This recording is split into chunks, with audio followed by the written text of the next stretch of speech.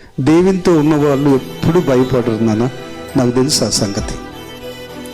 దేవునితో నువ్వు ఎప్పుడైతే అతుక్కొని ఉంటావో నీ జీవితంలో నువ్వు భయపడవు, ధైర్యంగా ఉంటావు.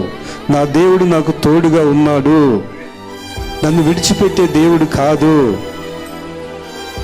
ఆయన కృప నాకు ఎప్పుడు తోడుగా ఉంది అని నువ్వు దేవుని నీ ముందుకు పెట్టుకొని ఉదయము సాయంత్రము నీకు సమయం దొరికినప్పుడంతా ప్రార్థన చేసుకొని ఆయనతో నువ్వు కలిసి ఉంటావు, ఎప్పుడు మాట్లాడుతూనే ఉంటావు.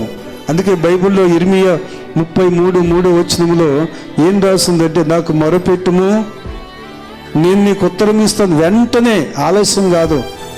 నువ్వు మంచిగా ఉన్నప్పుడు యేసయ్యతో నువ్వు తిరుగు, బాగలేనప్పుడు ఇప్పుడు అగ్నిగుండంలో బారేసిన తర్వాత షద్రక్ మేషక్ అబేద్నెగో మోకరించారు నాన్న. అంతకుముందు బాగున్నప్పుడు సమయం అంతా దేవునికి ఇచ్చారు. భయపడకూడదు.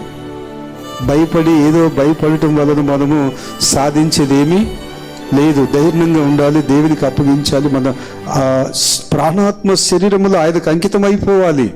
అది అప్పుడు దేవుడు మనతో ఉంటాడు.